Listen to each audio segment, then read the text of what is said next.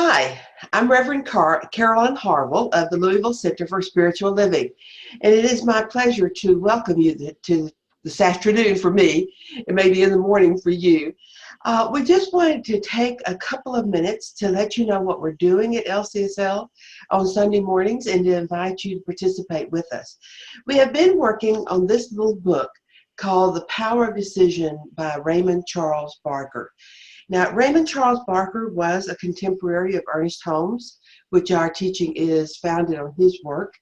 And he was a very powerful man, wrote many books, and was very direct in his ministry.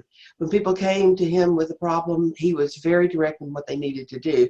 And usually it boiled down to change your thinking, change your life. So this little book has been very instrumental. We taught a class on it last fall, and I wanted to share it with more people because it has such powerful information in it. Make a decision. It sounds simple.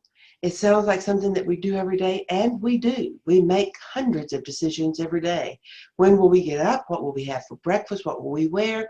Who will we talk to? How will we feel? What will we look forward to? But this is talking about making very specific decisions about how you want to live your life. If you send a confused message to Spirit, you get a confused result from that, because the Spirit is always saying yes. And so if you say one thing in the morning, it'll say yes. And if you say one thing in the afternoon, it'll say yes again. And if they contradict each other, Spirit does not make any discernment about that. Your job is to discern about that. And so making decisions, we started out by talking about the foundation of how to do that. What do you believe about the universe, and what do you believe about yourself? Because that will determine the kind of decisions you will make. Now, I was talking about decisions, and I used a little display of how we have the foundation, the big rocks at the bottom, and then we build up from that. And some of those rocks are, what do you see the universe as being? Is it for you or against you? Is it good or is it evil? Is it one or is it multiple divisions? Is it right here, right now, right where you are? Or is it something off over there that you need to draw to yourself? All of those ideas you need to think about and see where you are with that. And if you're at an unproductive place with it, then you make decisions at that level and you begin to work toward having a greater understanding. I can remember in one of my first classes with Science of Mind, saying that the teacher saying that the universe was for me, not against me. And I was shocked, because as I thought about it in the way that I was raised, the universe was watching me. God was watching me to see if I was going to screw up. And if I was, then I would be condemned to hell. And so that's how I lived my life, in that I needed to prove to the universe that I was worthy to go to heaven. I needed to make sure I didn't make any sins, do anything that would just keep me straight out of heaven, whatever that is. It talks in the Bible about the mortal sin, but nobody's ever known what that was. And so that's how I lived the first major portion of my life. But in that class, when that speaker said, the universe is for you, not against you, it changed a paradigm for me that I began to explore more and more, spending time thinking about, what does that mean? How can I prove that? Who else has believed that? How have they proved it in their lives? Until now, I know that the universe is for me. The universe wants success for me. It wants me to have everything I've ever desired and wanted, including being happy. And so we talked about that in the first week. We talked about how to make a decision.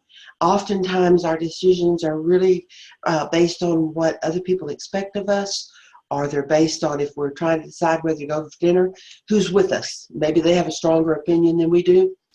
And so a lot of times we're influenced by things outside of our true being. And we spent some time talking about how do you decide what it is that you truly want and make a decision and then stick with it.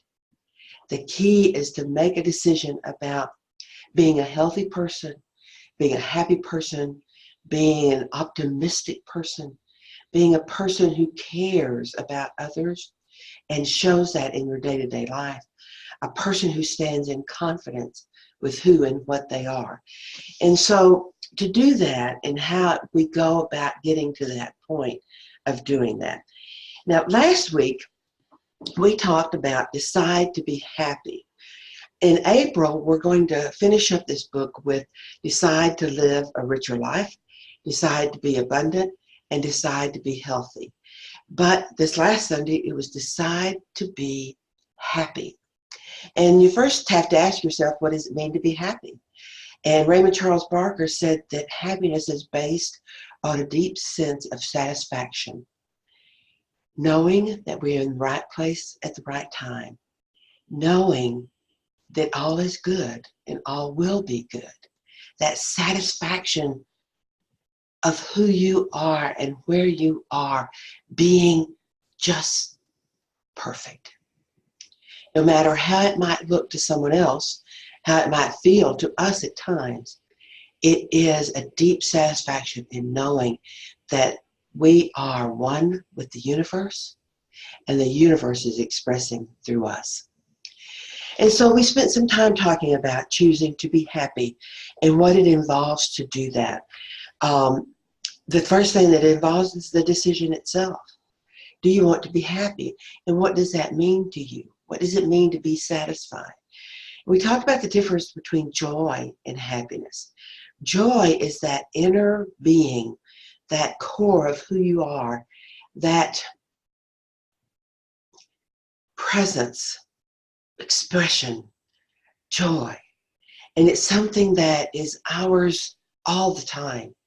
It's a matter of noticing the things that bring us joy. Happiness is not a constant. It comes and goes. I'm happy when it's a pretty day. I'm happy when I've had a good meal. I'm happy when I'm with a certain person, or when something happens on my outside world. I react with happiness. But that deep-seated sense of satisfaction and joy are something that can be constant in our lives. And how do we go about making that so?